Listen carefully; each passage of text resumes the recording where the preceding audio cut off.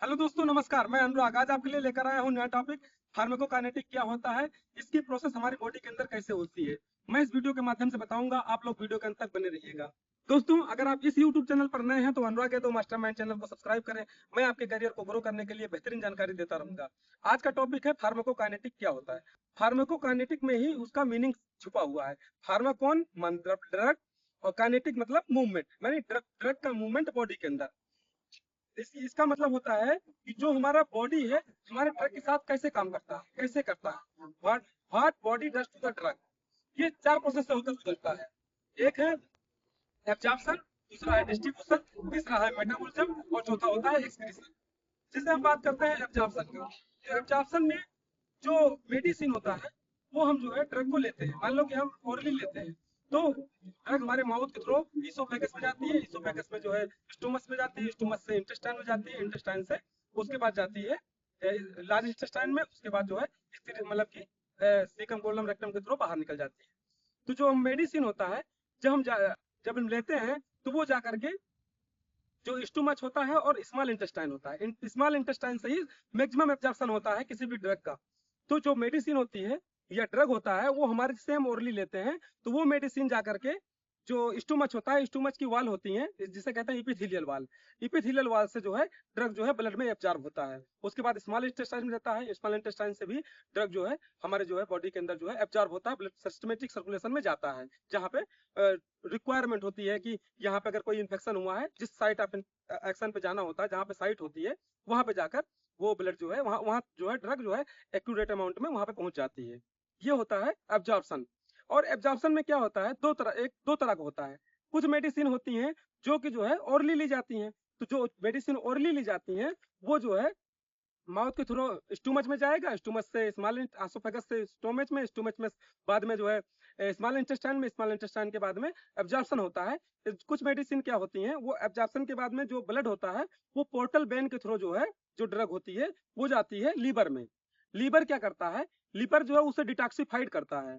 और लीवर का काम होता है कि ट्रांसफॉर्मेशन ऑफ मेडिसिन, मेडिसिन का ट्रांसफॉर्मेशन भी करता है।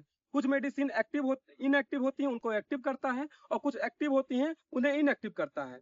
जो मेडिसिन जो है इनएक्टिव होती हैं उनको एक्टिव फॉर्म बना देता है, और जिनकी जिनकी क्वांटिटी होती है, जिनकी क्वांटिटी ज्यादा मात्रा में होती है उसको जो है कम कर देता है, यानी कि जिससे कि कह सकते हैं वो लेस इफेक्टिव बना देता है लीवर। ये जो है बायो ट्रांसफॉर्मेशन या मेटाबॉलिज्म कह सकते हो, उसका करता है। मेटाबॉलिज्म करने के बाद लीवर जो है उसके बाद साइड ऑफ एक्शन पे जो है वो मेडिसिन जाती है। तो इस प्रकार से कह सकते हैं जो भी ओरली मेडिसिन देंगे वो जो है पूरी जितना हम मान लो हम 50 mg ले रहे हैं तो 50 mg पूरी जो है साइट ऑफ एक्शन पर नहीं जाएगी, पूरी तरह से अब्जॉर्ब नहीं होगी। बिकॉज वो जो है लीवर में मेटाबोलाइज जाएगा, लीवर क्या करेगा उसे बायो ट्रांसफॉर्मेशन कर देगा। तो इसे ही फर्स्ट पास मेटाबॉलिज्म भी कहते हैं। ये हुआ एक तरह से ऑब्जर्प्शन। दूसरा ऑब्जर्प्शन क्या होता है, जैसे कि इंजेक्टेबल ब्रांड है, जैसे कि इंजेक्शन वगैरह लेते हैं अगर हम पेशेंट को देते हैं तो वो इंजेक्शन क्या होता है वो ब्लड में डायरेक्ट मिल जाता है। तो उसमें फर्स्ट पास मेटाबॉलिज्म की जरूरत नहीं पड़ती है, तो उसमें डायरेक्ट जो है 100% जो है वायबिलिटी उसकी होती है। अब सवाल आता है वायबिलिटी क्या होता है। वायबिलिटी ये होता है जब rate and amount of drug reached into the blood circulation, जब करेक्ट जो अमाउंट लिया गया है जितनी मात्रा में, वो मात्रा में उतने ही अमाउंट में उतने ही रेट से ब्लड में जो है ड्रग पहुंच जाता है, उसे कहते हैं बायोबिलिटी। और ये बायोबिलिटी जो है जो पेरेंट्रल होता है, इंट्रावेनस इंट्रामस्कुलर, इसका जो है 100% बायोबिलिटी होती है, जबकि जो ओरली लेते हैं उनकी 100% बायोबिलिटी नहीं होती है। तो इस प्रकार से जो है ये ऑब्जर्प्शन होता है।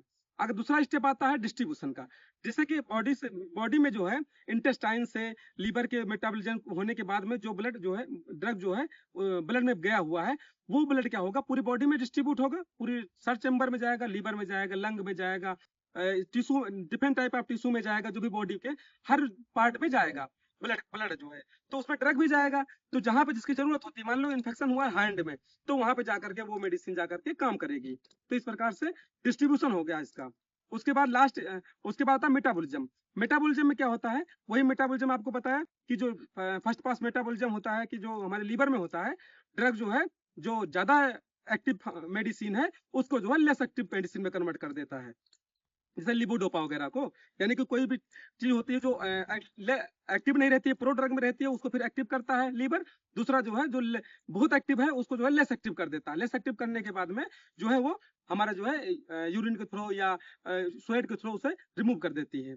उसके बाद तीसरा आता है, लास्ट स्टेप आता है एक्सक्रीशन। एक्सक्रीशन में क्या होता है, हमारे यूरिन के थ्रू हमारे जो हमारे ईयर ईयर के जो होल्स होते हैं बॉडी के अंदर, जिसमें से पसीना वगैरह स्वेट वगैरह निकलता है, उसके थ्रू जो है एक्सक्रीशन हो जाता है। तो इस प्रकार से ये रहा हमारा फार्माकोकाइनेटिक्स। आपको ये वीडियो पसंद आया हो तो लाइक करिएगा, सब्सक्राइब करिएगा। मिलता हूँ आपको नेक्स्ट वीडियो में। Thank you so much.